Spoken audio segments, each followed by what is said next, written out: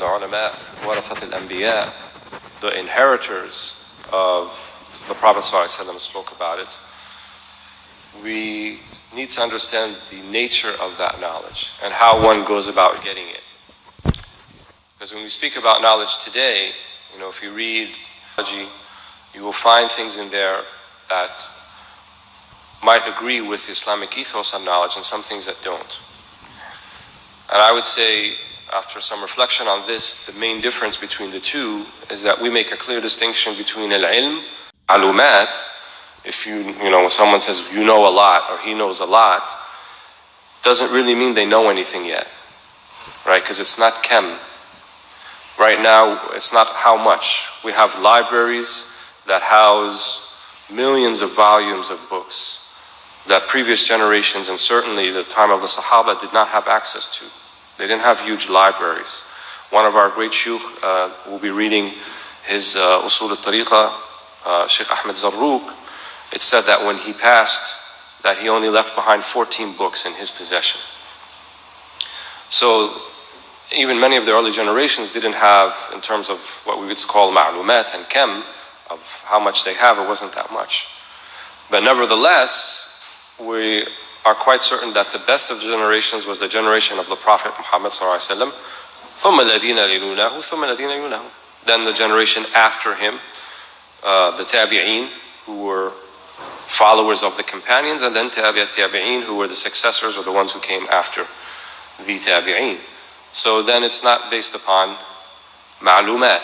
It's not based upon how much you know. And the famous saying of Imam Malik that we quote often, where he said, ليس العلم بكثرة الرواية وإنما العلم نور يقذفه الله في القلب. That knowledge is not how much riwayah. And in the day of Imam Malik, one's knowledge was measured by how many hadith they knew or how many hadith they memorized, because this was sort of the golden age of hadith compilation during the time of Imam Malik and then extending into the time of Imam al-Bukhari and Muslim. And so this type of knowledge that one can avail themselves of, and I mentioned this in a small reminder last night after Isha, that when the Prophet ﷺ says, إِنَّ فِي أَيَّامِ دَهْرِكُمْ لَنَفَحَاتٍ, right? In your days you will find these nafahat, these spiritual breezes. أَلَا فَتَعَرَّضُوا لَهَا. So why will you not avail yourself of these nafahat, of these spiritual breezes? And to avail oneself of this ilm, right, of this enlightenment that Allah casts into your heart, knowledge is sought to achieve that type of knowledge, right? And Imam al-Ghazali actually put it in the best way, in my opinion, Allahu A'lam, where he said it begins with knowledge and it ends with knowledge. And in between knowledge and knowledge is action, our deeds. So in order to have righteous action, right, I need to know how to pray correctly. I need to know how to fast correctly. I need to know if is zakah wajib, if I have to pay the zakah. If I plan to go hajj, I have to, and if I have the means to do so, how to properly perform the hajj. I need to know ilm al-halal wal-haram. I need to know what is prohibited and what is not. I need to know al-akhlaq al-hamida min al-akhlaq al-thamima. I need to know what good character traits are and what bad character traits are, that I can avoid them and try to imbibe the good character traits. So all of that is knowledge. But that's just the beginning. It's not the end. In the middle is the actions. So then when I have proper knowledge, then I can have proper action. Ilm sahih wa amal sahih. Then what the Prophet ﷺ was talking about, إِنَّ فِي أَيَّامِ دَهْرِكُمْ لَنَفَحَاتٍ. So this ta'arrud lil-nafahat, to avail oneself of the nafahat, means you have proper knowledge to do your proper action. Then Allah subhanahu wa ta'ala can give you knowledge of that which you did not know from before. In the khabar of the ulama, مَنْ عَمِلَ بِمَا عَلِمَ أَوْرَثُ اللَّهُ عِلْمَ مَا لَمْ يَعْلَمْ. Who he does or acts by that which he knows or she knows, then Allah will give them knowledge of that which they do not know. And this has several names. Some of them call it al-ilm al-ladunni. It's a type of knowledge that comes directly from Allah subhanahu wa ta'ala, or il-ilham, inspirational knowledge, il-ma'rifah, which is a type of knowledge also that comes directly from Allah subhanahu wa ta'ala. So there are various names for it, but they all basically mean the same thing, in that with the proper action, the proper knowledge and the proper action, then it again ends with this ma'rifah, which gives you a greater understanding of the principles of tawheed, of understanding the oneness of Allah subhanahu wa ta'ala, and how that actually manifests itself in creation, in existence, and seeing the things around you, such as that you become a person who sees Allah subhanahu wa ta'ala in everything, and before everything and after everything. And then once one reaches that particular station, there's no more atirad. There's no more objection to things that are happening on the basis from the understanding that they're coming from Allah subhanahu wa ta'ala. Like the ayah says in the Quran, إِنَّ أَوْلِيَاءَ اللَّهِ لَا خَوْفٌ عَلَيْهِمْ وَلَا هُمْ يَحْزَنُونَ. The awliya Allah, those Allah who has taken into His guardianship and protectorate and His patronage, لَا خَوْفٌ عَلَيْهِمْ وَلَا هُمْ يَحْزَنُونَ. They have no fear, nor do they grieve. And if we delve a little bit further into the meaning of those two, fear and grief, fear can be related to what's called hem, which means uncertainty about the future, or anxiety about the future. What's going to happen next? How will this go? And you can relate to other ayahs that are related to this meaning. وَلَا تَقْتُلُوا أَوْلَادَكُمْ خَشْيَةَ إِمْلَاقٍ. Right? Do not kill your children because fear of poverty coming upon you as a result. And the other verse, وَلَا تَقْتُلُوا أَوْلَادَكُمْ مِنْ إِمْلَاقٍ. Do not kill your children based upon a state of poverty you think you may be in right now. So the reason that people are usually upset is either because they're worried about what's going to happen next, or they're worried about what already happened.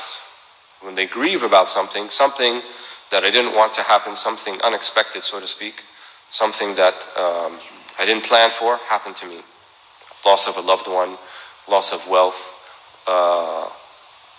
And Allah subhanahu wa ta'ala, He swears by this in the Quran, that it's going to happen to us. وَلَنَبْلُوَنَّكُمْ بِشَيْءٍ مِّنَ الْخَوْفِ وَالْجُوعِ وَنَقْصٍ مِّنَ الْأَمْوَالِ وَالْأَنفُسِ وَالثَّمَرَاتِ وَبَشِّرِ الصَّابِرِينَ الَّذِينَ إِذَا أَصَابَتْهُمْ مُصِيبَةٌ قَالُوا إِنَّا لِلَّهِ وَإِنَّا إِلَيْهِ رَاجِعُونَ أُولَٰئِكَ عَلَيْهِمْ صَلَوَاتٌ مِّن رَبِّهِمْ وَرَحْمَةٌ.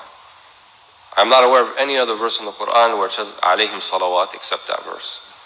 Right? When we say Allahumma salli ala nabi sallallahu alayhi wa sallam, salli ala Sayyidina Muhammad sallallahu alayhi wa sallam, right? We're asking Allah subhanahu wa ta'ala to offer blessings and salutations. We are put in that position. Kal-mu'mineen, as believers, what? If we engender the patience that's prescribed in this ayah, وَلَنَبْلُوَنَّكُمْ, right? Surely we will try and test you with fear, with loss of wealth, with loss of profit. وَبَشِّرِ الصَّابِرِينَ, right? But give glad tidings to those who are patient. الَّذِينَ إِذَا أَصَابَتْهُمْ مُصِيبَةٌ. Those when a calamity happens to them, قَالُوا إِنَّا لِلَّهِ وَإِنَّا إِلَيْهِ رَاجِعُونَ. So they take it back to Allah subhanahu wa ta'ala. We are for Allah and to whom we shall surely return. أُولَٰئِكَ عَلَيْهِمْ صَلَوَاتٌ مِّن رَبِّهِمْ. أُولَٰئِكَ, only them, right? Because here when you have in Arabic language, when you have the mubtada in this position, يفيد الحصر. So it's saying these people specifically have عليهم صلوات من ربهم ورحمة. So the blessings, salutations of Allah subhanahu wa ta'ala and the mercy from Allah subhanahu wa ta'ala when they exhibit this patience, this fortitude when the musibah happens to them. And exhibiting that patience, exhibiting that fortitude, you're not going to automatically have that just by what you read in books. Right? It can guide you to that. You can read about it and you can say, okay, do you say it or not? Not even do you say it, but do you live it? Do you feel it? Or is there something that comes into the heart and says, why me? Right? What was the first reaction? إِنَّمَا الصَّبْرُ عَنْدَ الصَّدْمَةِ الْأُولَى. Right? Patience is when the initial shock happens of that musibah, of that calamity. Was the first initial reaction, why me? Or was the first initial reaction, إِنَّا لِلَّهِ وَإِنَّا إِلَيْهِ رَاجِعُونَ. فَهَذَا نوع من العلم, right? That type of knowledge, and it's a type of knowledge that will help us to live as better human beings in general.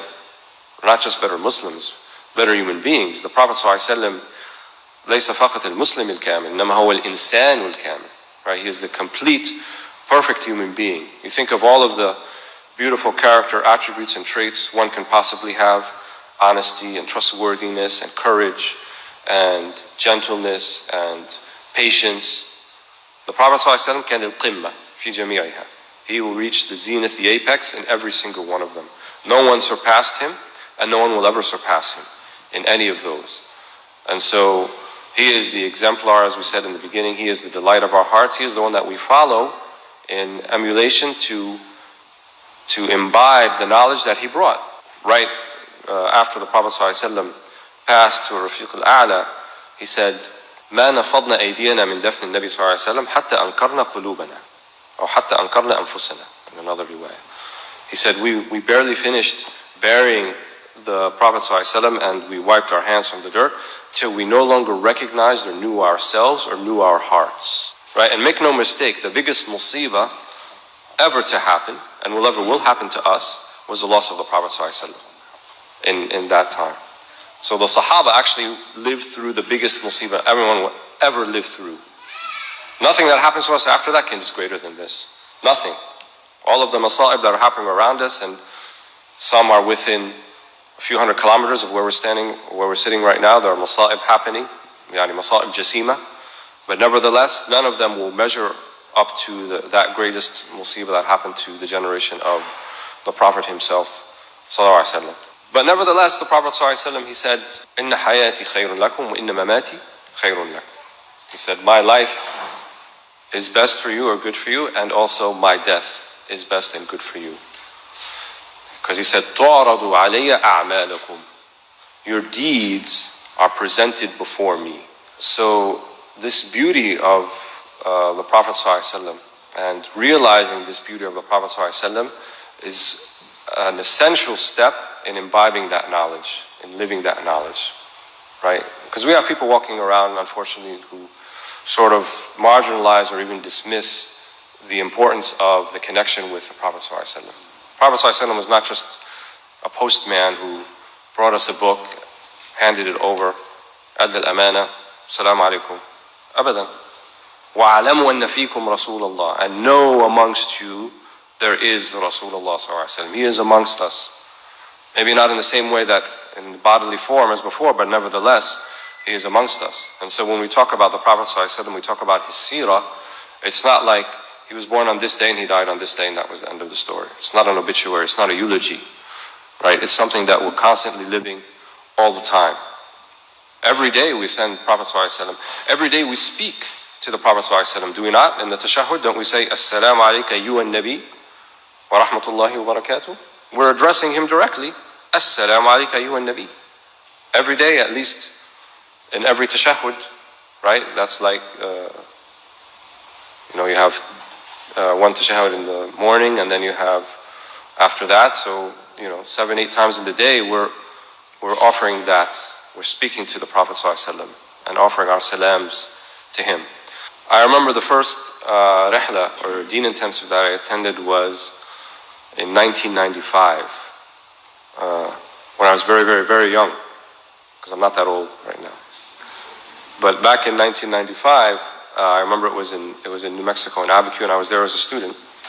And back then it was Shaykh Hamza had, I think, arranged the first one of that sort in Abiquiu, New Mexico, and there were some other scholars there, I believe Sayyid Abdul Hakim Murad, and also Sheikh Abdullah Al-Qadi from Saudi Arabia, and others. And it was also sort of in a retreat type of place. Those of you who have been to Abiquiu, New Mexico, it's about an hour away from Santa Fe, and Santa Fe is already a pretty small town considering the cities in America, and then Abiquiu even more so. So it's kind of a very isolated place. And this particular isolation, this sort of retreat from the doldrums of everyday life, actually is a prophetic theme. Not just with the Prophet Muhammad ﷺ, but even the prophets before him.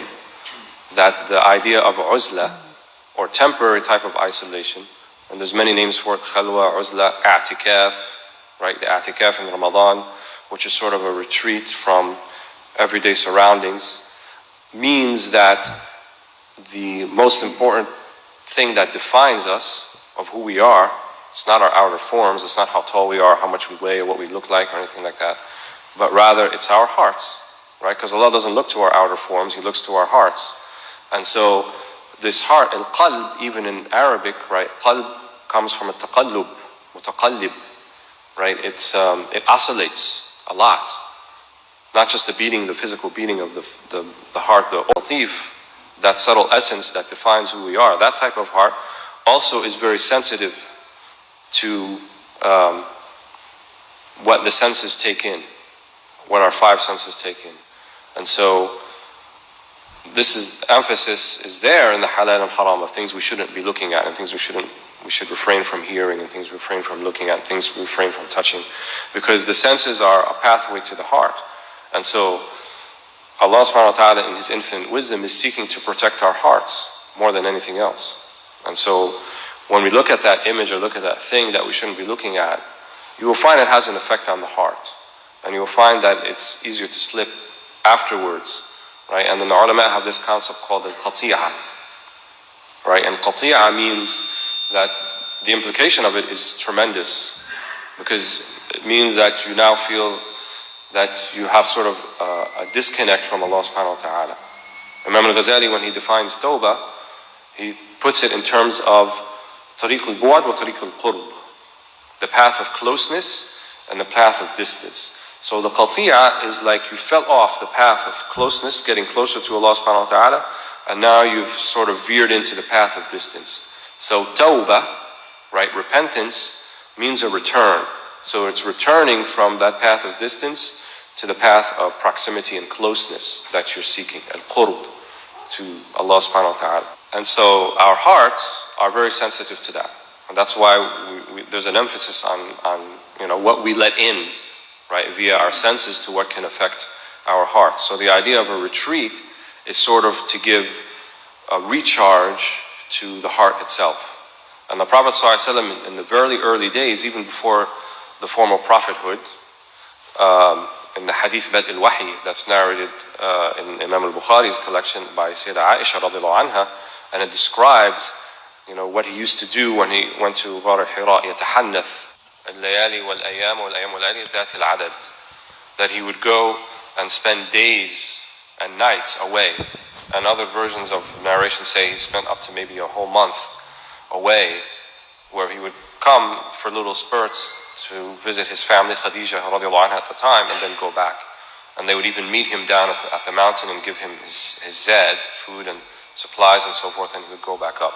So this tahannuth, right, and the Rawi says, وَهُوَ التَّعَبُّد, right, and it's a servitude or worship of Allah subhanahu wa ta'ala.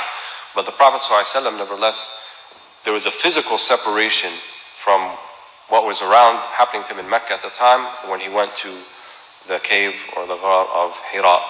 This type of separation is not a permanent state, or this type of isolation. It's not prescribed. And I emphasize this because many people come to the type of this Rihla and they say, well, I want my whole life to be Rihla. Right? And they even have a name for it called Rihla withdrawal. When you go back to your home and wherever you're from and you sort of get back into the everyday routine again, it's kind of like, what am I doing here? I want to feel like I used to feel during the days of the Rihla. But the idea behind it is it's a recharge, right? It's to give you a sort of a spiritual upsurge so that you can continue wherever you are, whatever you're doing. And we see even this progression, as Zarruq points out in Qawaid al-Tassawwuf, and he says in one of the Qawaid that the Prophet ﷺ in his early days, he had this physical type of separation in Ghar Hira. But towards the end, when he was in Medina and married to Sayyidah Aisha, that he would pray in his hujra, right, in his room, and Sayyidah Aisha would be sleeping in front of him, laying down, right, and he would still doing the same type of tahannuth, ta'abbud, but now he's doing within the confines in one of the most sort of intimate settings and environments with, his wife sleeping before him. Whereas before, that was done in a sort of physical isolation. Because the idea is not to have so much a physical isolation or physical detachment from the dunya around you, but you want a spiritual detachment from the dunya around you, in a sense. It's better for one to have mukhalata, to be amongst the people, right, and practice their deen in the best way, than to go and isolate themselves somewhere forever. Right? And the Prophet ﷺ said, "La rahbaniyya fil Islam." There is no monasticism in Islam. So there is no really the idea or concept of monastery. Many of the zawaya, you can see this one, it's right in the middle of the city, for example. Not all of them were up in the mountains in such an isolated place. And the idea of rahbaniyya, right, or this sort of uzla or monasticism is something, it's just more of a state of the heart than a state of the body, than to be away from everything. So the idea behind the rihla is to give us some taste of that, some inkling of that. So going back to, as I mentioned, the first rihla in 1995, it was held in Abiquiu, New Mexico, and I was there as a student, and the numbers weren't as many as they're here today. So since then, the rihla has been gone to different places, and it's for a number of years it was held in New Mexico. And then I believe after that, there were some in Morocco and in Spain 2 years ago, and now the past 2 years, this year and the year before that, here in Turkey. And the idea is that we come together, and as I've heard Dr. Omar say, it's sort of a feast of the souls, right? When people come together in this type of setting, because we've come together before, it's not the first time, we just don't remember it. Right? That day when Allah subhanahu wa ta'ala said to us, all of us collectively, Alastu bi rabbikum, right? And we said, Bala, am I not your Lord? And we affirmed that He indeed is our Lord. And so the souls will be drawn and attracted to each other based upon, according to some of the ulama, their proximity to each other on that day, where they're proximity next to each other. And so they'll find themselves drawn to each other. So you'll meet people here that you haven't met before, but you feel like you've known them your whole life, because you're supposed to meet in this way and you're supposed to get together in this way. And so there are many, many benefits one can derive out of the rihla experience. But if we approach it in the right way, in the right etiquette, because just as knowledge itself is a lofty aspiration, in order to avail ourselves of that lofty aspiration, we have to have the proper form and etiquette that go along with it. And that form and etiquette that go along with it is to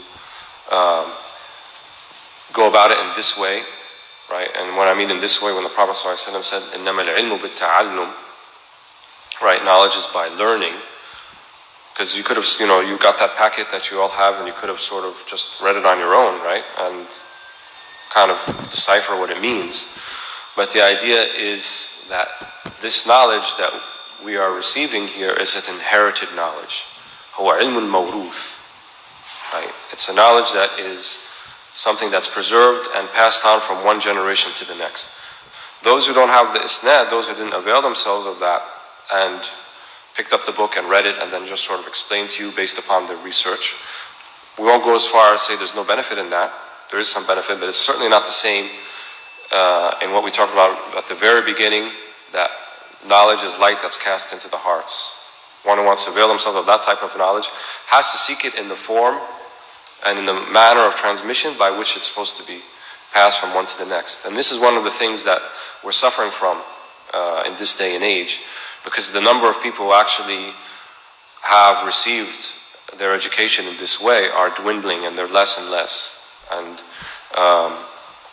Dr. Omar Hafidhullah was just telling me right before that has a beautiful project they're working on in Chicago to revive this and to maintain this, and that people are learning the knowledge with isnad, and they're learning it back to the authors of the books themselves, and in the manner that which the previous generations had learned it. And there are other efforts going on, obviously, the Zaytuna College in California, and Sidi Abdul Hakim's Cambridge Muslim College in Cambridge. These are all efforts that are devoted to maintaining that preservation of knowledge.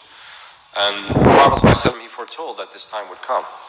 Right? He said, إِنَّ اللَّهَ لَا يَنْتَزِعُ الْعِلْمُ انْتِزَاعًا. Knowledge is not ripped from people, وَلَكِنْ بِقَبْضِ الْعُلَمَاءِ. When the ulama themselves, when the scholars themselves are lifted from this life, then that's how the knowledge is lifted itself. And he said, until a time will come about that there will be very few, and then people will take رُؤُوسًا جُهَّالًا. People will take as their leaders people who are ignorant. فَضَلُّوا وَأَضَلُّوا. So they are misguided, and then they misguide others. And Imam Malik, he himself said, Inna hadha al-amru deen. Right? This seeking of knowledge, it's your deen we're talking about here. We're not talking about, learning how to program in web design or something that you can get off an online course. This is deen. فَانْظُرُوا مِمَّنْ تَأْخُذُونَ دِينَكُمْ. So look and see, right? Be discerning and discriminating from where you take your knowledge from.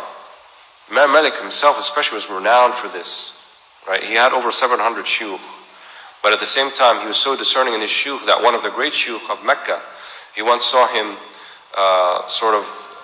doing something that wasn't outright wrong or haram, but nevertheless, he said, I can't seek knowledge. It's something that I am not comfortable with.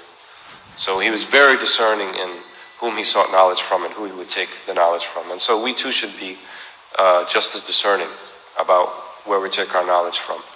And you may ask, well, how do you know? How do I know who's, and then min al-bayani la-sihra, as the Prophet ﷺ said, there are some people who have been given the gift of gab, as they see. You can talk up a good talk and it sounds real good and it seems like that's knowledge. How can you discern from the difference? But it's not by what they're saying that you have to discern, it's by their states, by their actions, by how they carry themselves. Do they remind you of the Prophet ﷺ? When you see them, are you reminded of Allah subhanahu wa ta'ala? Right? As Imam Shadili rahimahullah said, don't befriend one or do not be a companion of one whose his hal doesn't energize you, doesn't revitalize you and remind you of Allah subhanahu wa ta'ala. And another saying of his, he said, من دلك على الدنيا فقد غشاك ومن دلك على العمل فقد أتعبك ومن دلك على الله فقد نصحك. Who he leads you to the dunya, they have cheated you. They're leading you to the dunya. And who leads you to mere deeds. In other words, all they talk about is the deeds themselves. You have to pray this many prayers, you have to give this much, and there's sort of an almost type of Philistine approach to the deen, right? Then that person has tired you out for no reason. وَمَنْ دَلَّكَ عَلَى اللَّهِ فَقَدْ نَصَحَكَ. But the one who leads you to Allah subhanahu wa ta'ala, they're the ones who have given you true counsel and true advice. And so we look for people like that. We look for people to lead us to Allah subhanahu wa ta'ala. And the Sharia is a means by which we know Allah subhanahu wa ta'ala. But the ultimate ends is Allah subhanahu wa ta'ala. That we become closer to Him, that we become better people, we become better Muslims, that those around us become better people because of the knowledge that we receive, that we become inheritors of the Prophet ﷺ, right? Because all of us, we have a particular wedge of responsibility to all the people around us, right? It's not their responsibility to come and seek us, but it's our responsibility to go and seek them, and to not just by what we say, but how we carry ourselves in our states. And we live in an age now where talk is very cheap. There are so many talking heads. We are bombarded by content and information in so many, in a myriad of ways, from via the internet and our phones and advertising and so forth. So people have even beginning to lose the ability to sort of discern, what's the real deal. Risala, he said, in his time, which was centuries ago, he said there was a particular malady amongst people, and he called it urjmat al-qulub. Urjma means like illiteracy. So he said there was an illiteracy of the hearts. In other words, the hearts, they've become in such a state that they've lost their ability, even when they're presented with light and presented with reason, presented with truth, presented with revelation, with ma'arif, they can't even see it. They can't recognize it. And so, in order to overcome that, people have to sort of, break away from the everyday that they're seeing and have to see something different. So it's not about what we say or how we present our material or our dawah material, even though that's commendable, but it's more about what is the state of your heart, because people perceive that in you.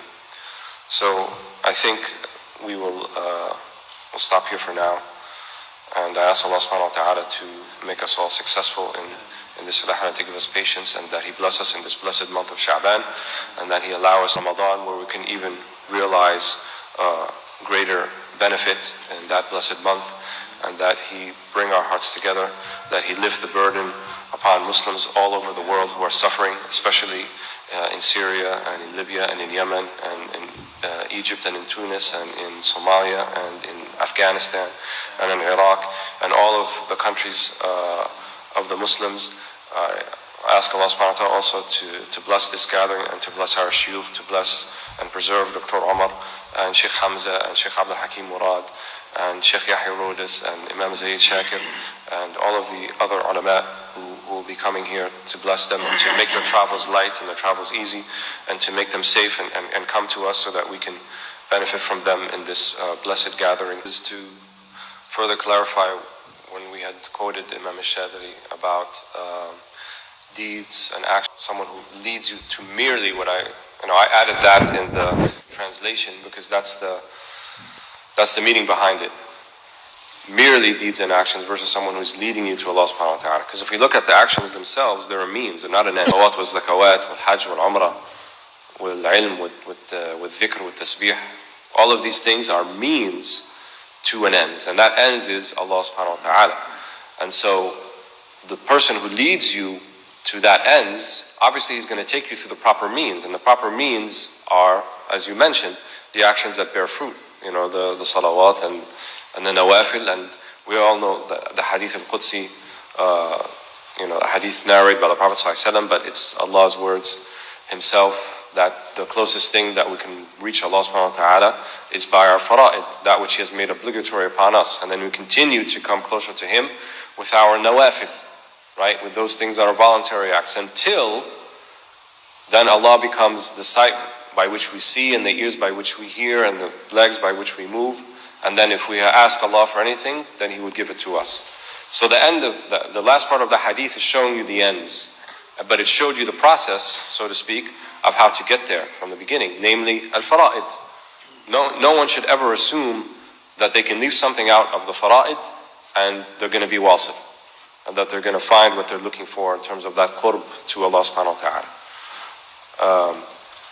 And then the nawafil, right, the voluntary acts, the voluntary prayers also are means to that end, to achieve it.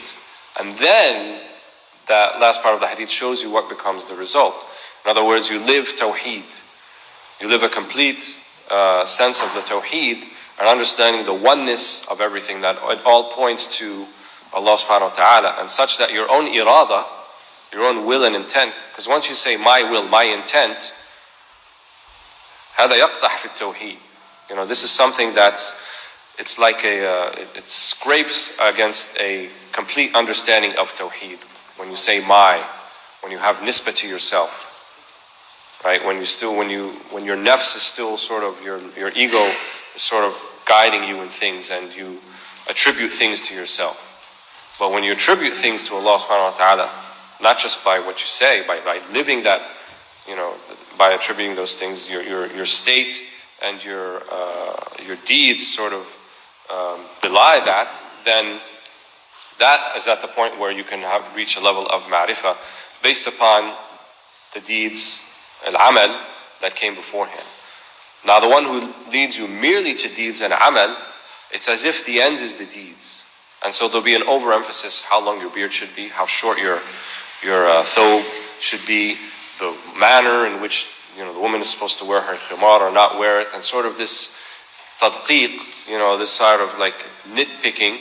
And the Prophet ﷺ, he called it something else. He called it tanattu', where he said halaka al-mutanatti'un, halaka al-mutanatti'un, halaka al-mutanatti'un 3 times.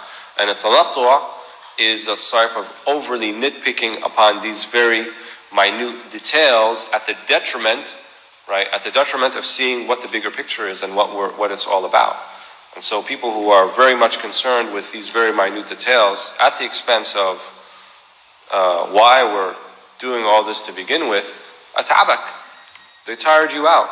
Because you're doing all of this, and okay, I got my beard the length that they want, and my thobe is short like they said, but I'm tired. I'm not seeing what they're talking about. It's not coming. So الَّذِي يُدِلُّكَ عَلَى اللَّهِ, the one who leads you to Allah subhanahu wa ta'ala will lead you through that. And the importance of the shaykh is that The fara'id are clear, what you should do in terms of fard, right? And we all have to do that. But the nawafil are many. And the mandub is many, is much. There's no one who can do all of the mandub, all of the things that are meritorious. No single person can do all of it all at once. So what the Shaykh does, he helps you sort of to guide you along that. And there's a certain process that's going through. And that many of the nawafil will not have the desire to, unless there's certain prerequisites that happen first. And they generally refer to this as takhliya and tahliya. So takhliya means that you have to rid yourself first of the character traits that are preventing you from making greater realizations. You know, like envy and enmity and greed and ru'yat al-nafs and seeing your ego and these type of things, right? Rid oneself of that, and there's certain type, like namat of dhikr, certain type of dhikr that helps with that. And there are certain types of dhikr that are more tahliya, which are more now a sweetening of the iman of the faith. Generally speaking, the ulama say that reading of the Quran, tilawat al-Quran, min qism al-tahliya, that the reading of the Quran is tahliya, it's a sweetening. And you'll find the tafawut or the variation of people who read Quran. Some people get quite a lot out of it, and some people feel like they're not getting that much out of it. And the reason for this is that people are at different stages. There are different points on the path. And if you're still at a point in the path where you're easily distracted by your own ego, then the benefit you get out of Quran might be less than someone else. And so usually the shuyukh, they prescribed more of the types of afkar that help with that in the beginning. And usually these are like mentioning Allah's name, imma ism al-mufrad, saying Allah or saying la ilaha illallah, things of that sort, which are sort of to get out of you, to remove those ills, right? Much as like, the patient who's sick, they have to, they go under a detox, right? If they have some addiction or something that's after the detox, then they start eating, the natural and the organic food and all those things, and they replace their bad diet with a good diet. So you mentioned something about the Nabi laysa al-Muslim al-Kamil, innama al-Insan al-Kamil, and I just want to find out, really, is there a difference between the two, or what is the difference between the two? I mean, even for us being good Muslims and good human beings, it feels like it's almost kind of the same.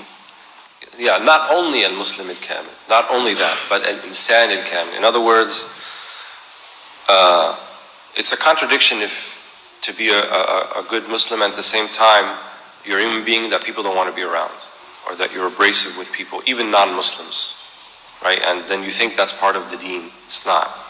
So al-Insan al-Kamil means if he is the epitome of humanity, of what humanity can reach, then he is epitome for all of humanity to follow.